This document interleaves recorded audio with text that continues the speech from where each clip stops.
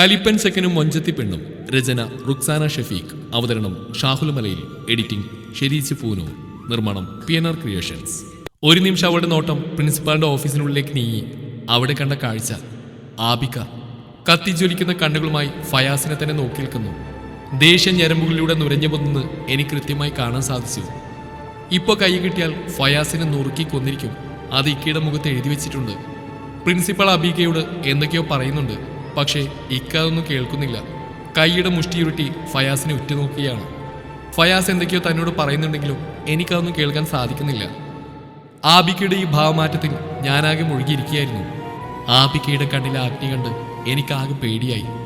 എങ്ങനെയെങ്കിലും ഫയാസ് ഒന്ന് പോയിരുന്നെങ്കിൽ. ഇത് തുടർന്നാൽ ചിലപ്പോൾ ആബിക അവിടുന്ന് എഴുന്നേറ്റ് ഇവനെ കൊല്ലുന്നത് ഉറപ്പാണ്. ഭാഗ്യത്തിന് ഫയാസ് അവന്റെ ഫ്രണ്ട്സ് വന്ന് വിളിച്ചുകൊണ്ട് അവരുടെ കൂടെ പോയി. ഞാനൊരു ദീർഘശ്വാസം എടുത്തു. ഫയാസ് പോയ ഉടനെ ആബികയുടെ നോട്ടം പതിയെ എന്നിലേക്ക് നീങ്ങി. ഇങ്ങനെന്തിനാ എന്നെ നോക്കി പേടിപ്പിക്കുന്നത്? ഞാനെന്ത് ചെയ്തിട്ടാ? അപ്പോഴേക്കും പ്രിൻസിപ്പൾ ആബികയൊന്ന് തട്ടി. സത്യത്തിൽ അപ്പോഴാണ് മൂപ്പർക്ക് ബോധം വന്നത്. ഓ സോറി സാർ, ഞാൻ പെട്ടെന്ന് വേറെന്തോ ഓർത്തുപോയി. It's okay. നിങ്ങളെപ്പോലുള്ളവർക്ക് ഓരോ സെക്കൻഡ് പോലും ആലോചിക്കാൻ പല പല കാര്യങ്ങൾ ഉണ്ടാവില്ലേ? അതിൻ്റെയൊക്കെ വില എന്താണെന്ന് ഞങ്ങൾക്ക് നന്നായിട്ട് അറിയാം. So no problem. After 1 week ഇതിനു വേണ്ടിയിട്ടുള്ള എക്സാം നടത്താം. ആൻഡ് ഞങ്ങൾക്കൊരു റിക്വസ്റ്റ് ഉണ്ട്. സ്കോളർഷിപ്പിന് വേണ്ടിയുള്ള എക്സാം നടത്തി അതിൻ്റെ റിസൾട്ട് വരുന്ന അന്ന് നിങ്ങൾ ഈ കോളേജിലേക്ക് വരുമല്ലോ. അപ്പോൾ അന്ന് തന്നെ ഞങ്ങളുടെ കോളേജിലെ പുതിയ ബ്ലോക്കിൻ്റെ ഇനോഗ്രേഷൻ വെച്ചാലോ എന്നൊരു ആലോചനയുണ്ട്. ആൻഡ് അതിൻ്റെ ചീഫ് ഗസ്റ്റായി നിങ്ങളെ ക്ഷണിക്കാനാണ് ഞങ്ങൾ തീരുമാനിച്ചിട്ടുള്ളത്. ഈ ക്ഷണം എന്തായാലും നിങ്ങൾ സ്വീകരിക്കണം. കുട്ടികൾക്കും അത് നല്ല സന്തോഷം നൽകും. So will you? Okay sir, നിങ്ങളൊന്ന് ഇൻഫോം ചെയ്താൽ മതി. No problem. ഡിസ്കഷനൊക്കെ കഴിഞ്ഞ് ആബിക പുറത്തേക്ക് വന്നു. എനിക്കാണെങ്കിൽ മൂപ്പരെ നോക്കാൻ തന്നെ പേടിയാവുന്നു. പുറത്തിറങ്ങിയ ഉടനെ ആബിക എന്നെ നോക്കി. ആ കണ്ണുകളിലെ ദേഷ്യം എത്രത്തോളം ഉണ്ടെന്ന് എനിക്ക് ഊഹിച്ചെടുക്കാൻ പറ്റുന്നതേ ഉള്ളൂ.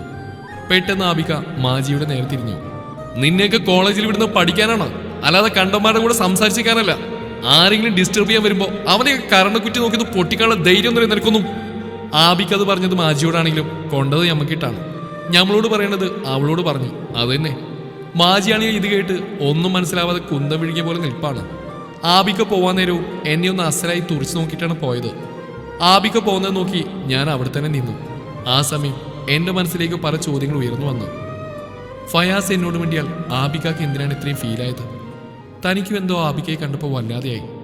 എന്തിനാ റബ്ബേ ഇങ്ങനെയൊക്കെ തോന്നിപ്പിക്കുന്നത്? എന്താണ് ഇതിൻ്റെയൊക്കെ അർത്ഥം? പല ചിന്തകളുമായി ഞാൻ തിരിഞ്ഞു. അപ്പോഴാണ് അവിടെ കിളിപോയി നിൽക്കുന്ന മാജിയെ കണ്ടത്. അവളുടെ തലക്കൊരു തട്ടുകൊടുത്ത് ഞാനും അവളും ക്ലാസ്സിലേക്ക് നീങ്ങി.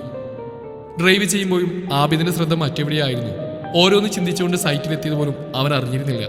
സൈറ്റിലെ കാര്യങ്ങളിലൊന്നും തന്നെ അവന് ശ്രദ്ധ പുലർത്താനായില്ല. കുറച്ചു മുമ്പ് കോളേജിൽ വെച്ച് നടന്ന കാര്യം അവനെ വല്ലാതെ അലട്ടിക്കൊണ്ടിരുന്നു. ആരാണവൻ? അവനെ ആ വളിഞ്ഞ നിൽപ്പ് കണ്ടാൽ അറിയാം അവളുടെ പിറകെയാണെന്ന്. അവളുടെ മുഖത്താണെങ്കിൽ അവനോടുള്ള വെറുപ്പും ദേഷ്യവും നല്ലപോലെ വ്യക്തമായിരുന്നു. പിന്നെ അവളെന്തിനാ അവനോട് സംസാരിക്കാൻ നിൽക്കുന്നത്? കാരണം നോക്കിയൊന്ന് പൊട്ടിച്ചാൽ പോരായിരുന്നില്ലേ? വലിയ ദേഷ്യക്കാരിയാണല്ലോ. അപ്പൊ അവളുടെ ദേഷ്യമൊക്കെ എവിടെ പോയി? ആബിദ് കാറിന്റെ ടയറിന് നല്ല അസല് ചവിട്ട് കൊടുത്തു. കൊടുത്ത ടയറിനാണെങ്കിലും അത് ഫയാസിന്റെ നെഞ്ചത്തിട്ടാണ് കൊണ്ടത്. പെട്ടെന്നാണ് അവന്റെ ഫോൺ റിങ് ചെയ്തത്. സമീർ. അവന്റെ പേര് കണ്ട ഉടനെ അവൻ ഫോൺ അറ്റൻഡ് ചെയ്തു. ഹലോ ആബി, ഡാ നീ എവിടെയുള്ളത്? കുറെ സമയത്ത് നിന്നെ കോൺടാക്ട് ചെയ്യാൻ ട്രൈ ചെയ്യുന്നു, കിട്ടുന്നില്ലല്ലോ. ആബി ആർ യു ദേർ? ഞാൻ പറയുന്നത് കേൾക്കുന്നില്ലേ നീ? ഫോൺ അറ്റൻഡ് ചെയ്തെങ്കിലും ആബിദ് എന്തോ ഒരു വല്ലാത്ത അവസ്ഥയിലായിരുന്നു. അവൻ ജസ്റ്റ് ഒന്ന് മൂള് മാത്രം ചെയ്തു. പിന്നെ ദാ ആ ആൽവിൻ വിളിച്ചിരുന്നു. പ്രൊജക്ടിന്റെ കാര്യം എന്തായിരുന്നു ചോദിച്ചിട്ട്. അത് പ്രൊസീഡ് ആയിട്ടെന്ന് ചോദിച്ചിരുന്നു. ഞാൻ എന്താ പറയണ്ടത്? ഹലോ, നീ എന്തൊന്നും മിണ്ടാതിരിക്കുന്നേ? ഏയ് ആബി. സമീർ പലതും ചോദിക്കുന്നുണ്ടെങ്കിലും ആബിദ് ഒരു മൂളിൽ മാത്രം ഉത്തരവൊതുക്കി. നീ എന്തെങ്കിലും മൂളിക്കൊണ്ടിരിക്കുന്നത്? വായി തുറന്ന് വല്ലതും പറ മോനെ. അവർ കുറെ പ്രാവശ്യം ഇന്ന് വിളിച്ചു. എനിക്ക് വയ്യ. ഞാൻ നിന്റെ കോൺടാക്ട് നമ്പർ അവർക്ക് കൊടുക്കട്ടെ? ഡാ ആബി, അവിടെ എന്തെങ്കിലും പ്രോബ്ലം ഉണ്ടോ? അറിയോ? ഓക്കെ സമീർ, ഞാൻ നിന്നെ കുറച്ച് കഴിഞ്ഞ് അങ്ങോട്ട് വിളിക്കാം. ഇപ്പം എൻ്റെ മൂഡ് ശരിയില്ല. ഓക്കെ ഡാ. എന്നാലും എന്താ? സമീർ പറയുന്നതിന് മുന്നേ ആബിദ് ഫോൺ ഡിസ്കണക്ട് ചെയ്തു. സമീർ ആരാണെന്നല്ലേ? ഷൗക്കത്തിക്കയുടെ ഒരേ ഒരു മകൻ. ഇപ്പോൾ അവനാണ് എൻ്റെ പേഴ്സണൽ സെക്രട്ടറി. അതിലുപരി എൻ്റെ ഉറ്റ സുഹൃത്ത്. ഞങ്ങൾ കോളേജിൽ ഒരുമിച്ചായിരുന്നു പഠിച്ചതൊക്കെ. ഞാനും അവനും തമ്മിലൊരു വല്ലാത്ത ബോണ്ടാണ്. ഞങ്ങൾക്കിടയിൽ പരസ്പരം അറിയാത്തതായി ഒന്നും തന്നെ ഇല്ല. എൻ്റെ അഭാവത്തിലും അവൻ എൻ്റെ സ്ഥാനത്ത് നിന്ന് തന്നെ എല്ലാ കാര്യങ്ങളും കൃത്യമായിട്ട് ചെയ്യുമായിരുന്നു. പിന്നെ ഷൗക്കത്തിക്ക 1 വർഷം മുന്നേ അള്ളാഹുലേക്ക് മടങ്ങി. ഇവിടെ നാട്ടിൽ ഞങ്ങളുടെ കമ്പനിയുടെ മെയിൻ ബ്രാഞ്ച് ഓപ്പൺ ചെയ്യുന്നുണ്ട്. അതിൻ്റെ പണിയെടുക്കുന്ന സൈറ്റിലേക്കാണ് ഞാനിപ്പോൾ വന്നിട്ടുള്ളത്. ഏകദേശം ഒരു 2-3 മാസം കൊണ്ട് കമ്പനി ചാലുവാകും. അതൊന്ന് സ്റ്റാർട്ടായ പിന്നെ അധികം അങ്ങോട്ട് പോവേണ്ടി വരില്ല. സൈറ്റിലെ കാര്യങ്ങൾക്കൊന്നും ശ്രദ്ധ കൊടുക്കാൻ പറ്റാതെയായപ്പോൾ ഞാൻ പെട്ടെന്ന് തന്നെ വീട് ലക്ഷ്യമാക്കി ഡ്രൈവ് ചെയ്തു. എന്തോ മനസ്സിന് വല്ലാത്തൊരു ഭാരം പോലെ ചിന്തകളെ മുറിച്ചുകൊണ്ട് വീടിന്റെ ഗേറ്റിന് മുമ്പിലെത്തി. കാർ പാർക്ക് ചെയ്ത് റൂമിലേക്ക് പോകാൻ ഒരുങ്ങിയപ്പോഴാണ് ഹാളിൽ ഉമ്മയും ഉപ്പയും മുഫി റീജാദൊക്കെ ഇരുന്ന് കാര്യമായിട്ട് എന്തോ ചർച്ച ചെയ്യുന്ന കണ്ടത്. ആ മോനെത്തിയോ? എന്താ നേരത്തെ ഇങ്ങ് പോന്ന്? സൈറ്റിൽ പോയില്ലേ നീ? ആ ഉപ്പ പോയിരുന്നു. പിന്നെ എന്തോ ഒരു തലവേദന, അതാ പെട്ടെന്ന് പോന്ന്. എന്താ മോനെ പറ്റിയത്? പനി വല്ലതും ഉണ്ടോ? നോക്കട്ടെ. രാവിലെ പോകുമ്പോൾ ഒരു കുഴപ്പമില്ലായിരുന്നല്ലോ. ഉമ്മ ആദ്യയോടെ എൻ്റെ തലയും കഴുത്തൊക്കെ തൊട്ട് നോക്കാൻ തുടങ്ങി. ഒന്നുമില്ലമ്മ, ഞാനൊന്ന് ഫ്രഷ് ആവട്ടെ, അപ്പോഴേക്കും ഓക്കെ ആവും. മോൻ പോയി ഫ്രഷായി വാ, ഉമ്മ ഭക്ഷണം എടുത്ത് വെക്കാം. ആ മോനെ ഒന്ന് ഇന്നേ, മോൻ ഫ്രഷായിട്ട് പെട്ടെന്ന് വാ, നിന്നോട് കുറച്ച് കാര്യങ്ങൾ ചോദിക്കാനുണ്ട്. എന്താ ഉപ്പ? മോൻ ആദ്യം പോയി ഫ്രഷായി വാ, എന്നിട്ട് പറയാം.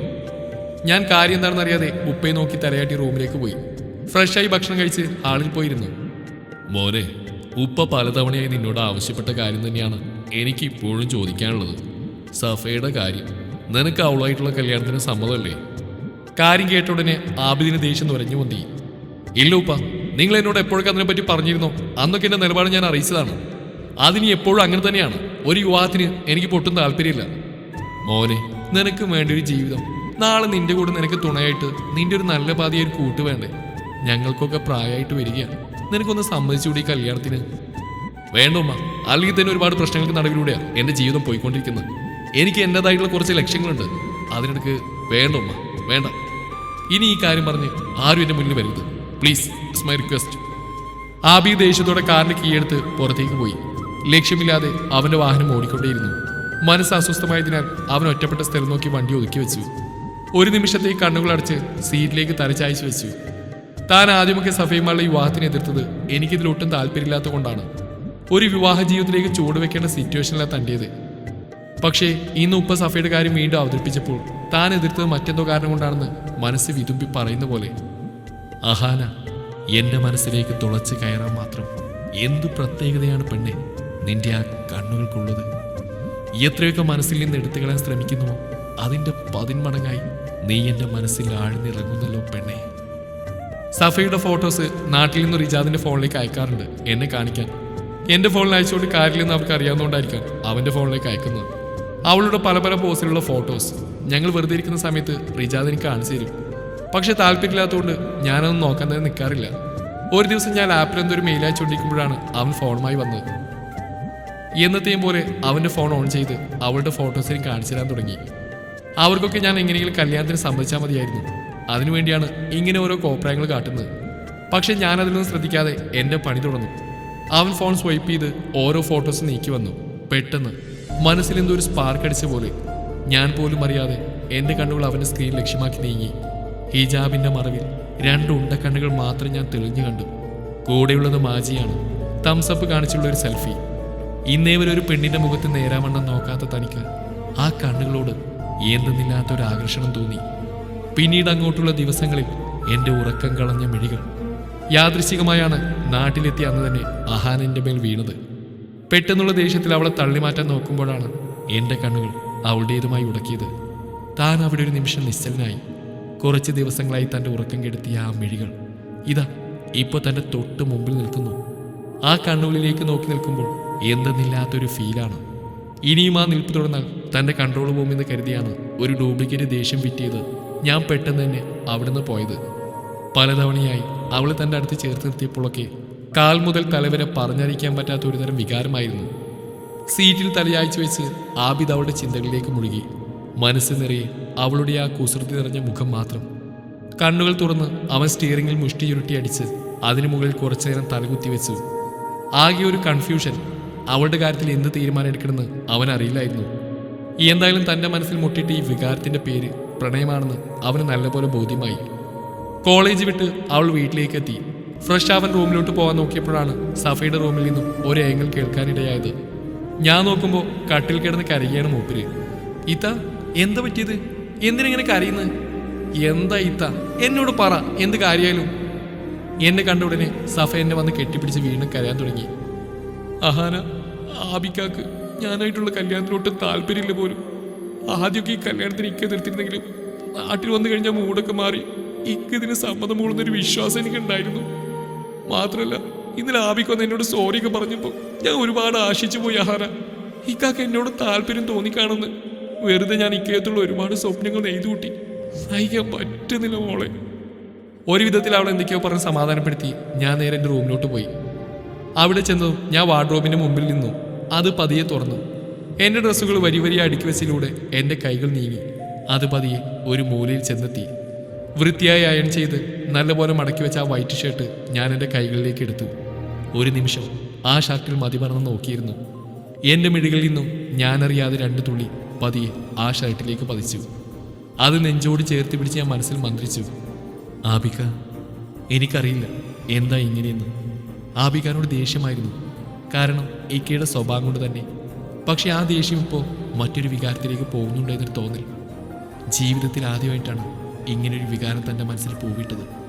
പക്ഷേ സഫ ആബിക്ക് ഒരുപാട് മനസ്സിൽ കൊണ്ടു നടന്നാണ്. ഇപ്പോൾ അവൾ അനുഭവിക്കുന്ന വേദന അത് കണ്ടില്ലെന്നടിക്കാൻ തനിക്കാവില്ല. ഇന്ന് കോളേജിൽ വെച്ച് ഫയാസ് അവളോട് സംസാരിച്ചപ്പോൾ ആബിദിന്റെ മുഖത്തുണ്ടായ ഭാവമാറ്റം അവളെ വല്ലാതെ അലട്ടിക്കൊണ്ടിരുന്നു. ആബിയുടെ മുന്നിൽ ഇനി അധികം നിൽക്കില്ലെന്ന് മനസ്സിൽ ഉറപ്പിച്ചുകൊണ്ട് അവൾ ആ ഷർട്ട് തിരികെ വാർഡ്രോബിൽ തന്നെ വെച്ച് ശേഷം ബാത്റൂമിലേക്ക് പോയി. ദിവസങ്ങൾ കടന്നുപോയി. അഹാന ഇപ്പോൾ ആബിദിന്റെ വീട്ടിൽ അധികവും പോവാറില്ല. ഫയാസിന് ക്ലാസ്സില്ലാത്ത കാരണം അവൾ ഫുൾ ഹാപ്പി ആയിരുന്നു. രണ്ടുപേരും പരസ്പരം ഒന്നും സംസാരിക്കാറില്ലെങ്കിലും അവരുടെ കണ്ണുകളിലൂടെ നോട്ടം കൈമാറിക്കൊണ്ടേയിരുന്നു. ഒരു ദിവസം രാത്രി ആബിദ് അവരുടെ കോമൺ ബാൽക്കണിയിൽ ഇരുന്നുകൊണ്ട് ലാപ്പിൽ വീഡിയോ കോൺഫറൻസ് ചെയ്തുകൊണ്ടിരിക്കുകയായിരുന്നു. അത് കഴിഞ്ഞ് തിരിഞ്ഞു നോക്കുമ്പോൾ റിജാദ് ഒരു വശത്ത് അവനെയും കാത്തു നിൽക്കുന്നു. എന്താണ്, എന്താ കാര്യം? അത് ഇക്ക, എനിക്ക് നിങ്ങളോട് ഒരു ഇമ്പോർട്ടൻ്റ് കാര്യം പറയാനുണ്ട്. ഇക്കെന്താ സഫിയായിട്ടുള്ള കല്യാണത്തിന് ഇങ്ങനെ എതിർക്കുന്നത്? റിജു, ഞാൻ എല്ലായിടത്തും പറഞ്ഞല്ലേ ഇനി ഈ കാര്യം പറഞ്ഞ എൻ്റെ അടുത്താരും വരുതെന്ന്. Please Rijad, leave it. അതല്ല ഇക്കാൻ്റെ കാര്യത്തിൽ തീരുമാനമായാലേ എൻ്റെ കാര്യം എനിക്ക് അവതരിപ്പിക്കാൻ പറ്റുള്ളൂ. നിന്റെ എന്ത് കാര്യം? എനിക്കൊരാളെ ഇഷ്ടമാണ്, വേറെ ആരുമില്ല. അഹമ്മദ് കയുടെ 2ാമത്തെ മോളില്ലേ അഹാന, അവളെ, സഫയുടെ സിസ്റ്റർ. റിജാദിന്റെ വാക്കുകൾ ഒരു ഇടുത്തി പോലെ ആബിദിന്റെ നെഞ്ചിൽ കൊണ്ടു. അവനാകെ ഷോക്കടിച്ച പോലെ തരിച്ചു നിന്നു. തുടരും ഈ കഥയുടെ ബാക്കി ഭാഗം നാളെ ഇതേ സമയം.